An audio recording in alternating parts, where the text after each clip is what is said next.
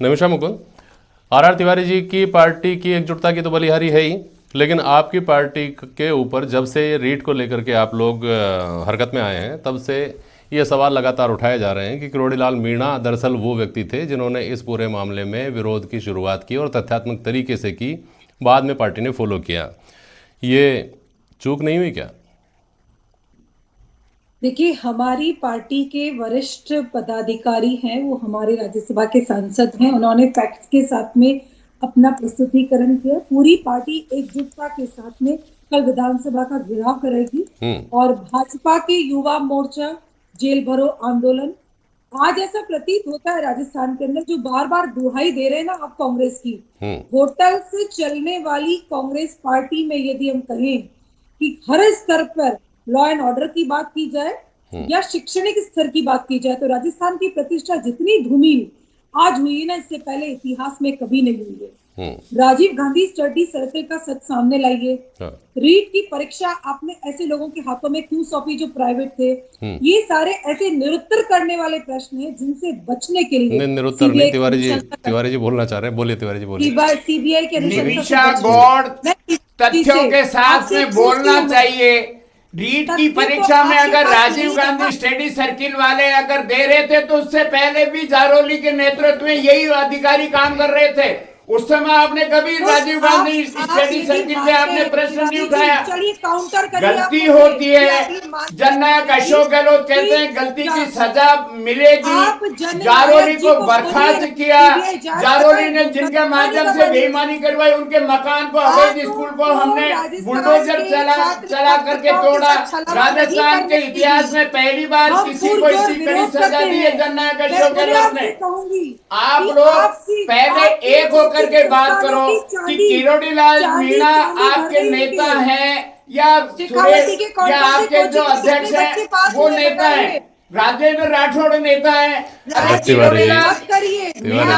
नेता, उनके नेतृत्व में काम करो आप लोग। तिवारी जी, इसके ऊपर भी मैं आता हूँ, लेकिन उससे पहले ये बताइए, आपने कहा कि एक व्यक्ति की गलती से, आज सदन में भी इस बात को स्वीकार किया गया कि एक व्यक्ति का गलत चयन हो गया, और साथ ही इस आरोप के साथ आप ये स्वीकारोक्ति करते हैं कि भाजपा सरकार ने भी पर्यवेक्षक लगाए थे तो निजी लोगों को लगाया था।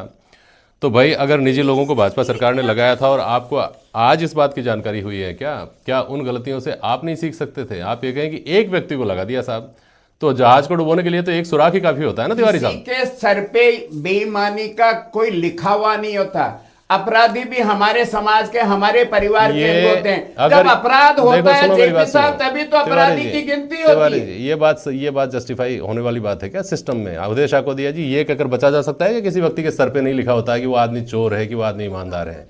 ये कहकर पुलिस बच सकती है, या न्यायालय बच सकता है, या सिस्टम बच सकता है, सरकार बच सकती है? बच सकती है क्या? अवधेश को दिया जी, ये कहकर पल्ला झाड़ा जा सकता है क्या? और सरकार इस काम में आगे बढ़कर के काम कर रही है। नहीं, हमने कड़ी से कड़ी जोड़ी है।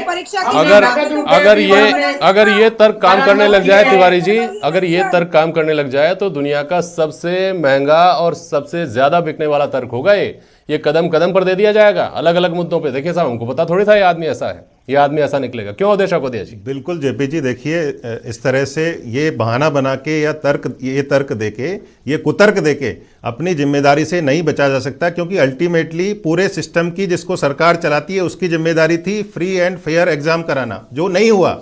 और ये माना खुद एसओजी ने कि पेपर लीक हुआ है। आप उसकी जांच को छोड़ दीजिए। जैसा आज विधानसभा अध्यक्ष ने कहा कि चर्चा का मकसद होना चाहिए कि जो हो गया वो तो हो गया, जिन्होंने किया है उनको पूरी सजा मिले, जो उन्होंने गलत काम किया है उसका, और एक कलेक्टिव मैसेज जाए कि आगे इस तरह से युवाओं के भविष्य के साथ खिलवाड़ नहीं होगा। क्योंकि एक तर्क और दिया गया आज की चर्चा में कि आपकी सरकार के समय भी ऐसे हुआ था, हमारी सरकार के समय हो गया, तो कौन सी नई बात हो गई इसमें? देखिए, जो प्रदेश का युवा है वो आपकी दोनों की बातों को सुन रहा है। सिर्फ एक की कमीज पर कालिक पोतने से, दूसरे की कमीज पर कालिक पोतने से ये समस्या सॉल्व नहीं होगी।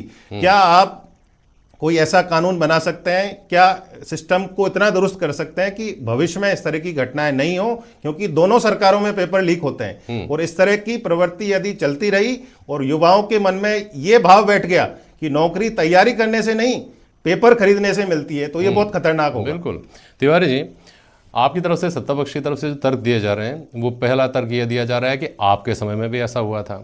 दूसरा तर्क आप ये कह रहे हैं कि आप एकजुट नहीं हैं। तीसरी बात आप ये कह रहे हैं कि आप जो मांग कर रहे हैं सीबीआई जांच की, वो मांग तो पूरी नहीं होने वाली है। यानी तीनों तरह से भारतीय जनता पार्टी के स्टैंड को लेकर के आप जवाब दे रहे हैं। सरकार अपनी तरफ से जो करे कि एसओजी की जांच फेयर है और एसओजी की जांच पर्याप्त है, इसके पक्ष में उन चीज़ों को लाया जाना चाहिए ना कि देखिए, और या फिर ऐसे ऐसे प्रेसिडेंट सेट करने चाहिए कि देखिए इतनी बड़ी कार्रवाई हुई है तो आगे क्यों नहीं होगी। जेपी साहब, आकोदिया साहब जो कुछ कह रहे हैं मैं उसके बारे में कहना चाहता हूं, आपके प्रश्न का उत्तर भी देना चाहता हूं। दीजिए ना। भारतीय जनता पार्टी के शासन में पेपर लीक हुए, उन्होंने कोई कड़ा कानून बनाने का वादा नहीं किया। भारतीय जनता पार्टी के शासन में सीबीआई जांच उन्होंने करवाई नहीं।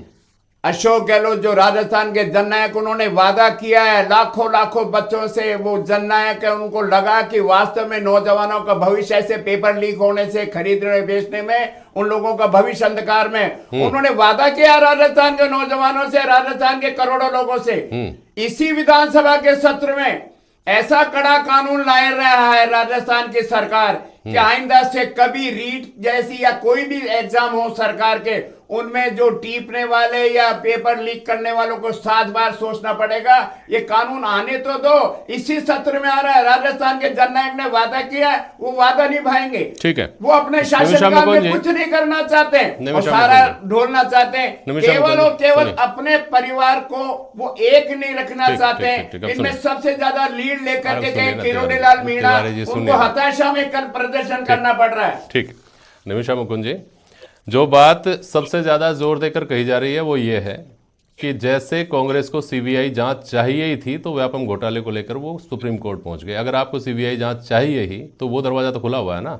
लेकिन आपको जो सीबीआई जांच या तो नहीं चाहिए, या जितनी चाहिए उससे ज़्यादा आपको पॉलिटिकल माइलेज चाहिए, इसलिए आपको सदन के अंदर भी हंगामा करना है या बाहर भी हंगामा करना है। ये आरोप लगातार लगाए जा रहे हैं। निमिषा जी, देखिए जेपी जी, अभी आप रीट 2 परीक्षा रद्द इसलिए हुई कि भारतीय जनता पार्टी के नेतृत्व में बेरोजगारों को न्याय दिलाने के लिए हमने पुरजोर विरोध प्रारंभ किया। और आपने देखा कि मुख्यमंत्री जी ने आनंद फानंद में अपनी प्रेस बुलाई, उसकी रद्द की घोषणा की। हम इतनी श्री से, क्योंकि रीट 1 जिन्होंने करवाए उन्होंने, आपकी पार्टी के प्रवक्ता तो बार बार ये जोर देकर कहते रहे निमिषा जी कि हमको तो परीक्षा रद्द तो हमारी मांग ही नहीं थी, हम तो सिर्फ सीबीआई जांच की मांग कर रहे थे, हम तो परीक्षा रद्द करवाने नहीं चाहते थे। आप कह रहे हैं कि आपके दबाव में सरकार ने रीट रद्द की। आप मेरी बात पूरी हो जाने दीजिए। हमारी ये मांग है कि हम ये कह रहे हैं कि आपने रीट परीक्षा की धांधली की, आपने रद्द मात्र कर दी, इसे त्रिशि नहीं हो सकती। रद्द करके तो उन्होंने प्रूव किया है कि कुछ ना कुछ नहीं, बहुत बड़ी गड़बड़ी हुई है। ये प्रूव सरकार के स्तर पर हुआ है, तो उसको हम ये कहते हैं कि आपने कर दिया रद्द, मात्र से त्रिशि नहीं होगी, सीबीआई की जांच करवाइए। और आप ये मानिए, देखिए जेपी जी, आज एक बहुत संवेदनशील मुद्दा है। आप हर क्षेत्र में सुसाइड की घटनाक्रम आ रहे हैं, सुसाइड कितने बढ़ गए हैं। अब लिख करके नोट जा रहे हैं वो लोग कि हमारे साथ धांधली हुई है, मुझे पैसा देना पड़ेगा। मुकर नहीं सकते ये लोग। आप ये देखिए, पूरे राजस्थान में कश्मीर एक सामान्य के बाद धारणा ये बनी हुई है, और खासतौर पे इस वक्त तो हम कहेंगे राजनीतिक धारणा ये बनी हुई है कि सीबीआई केंद्र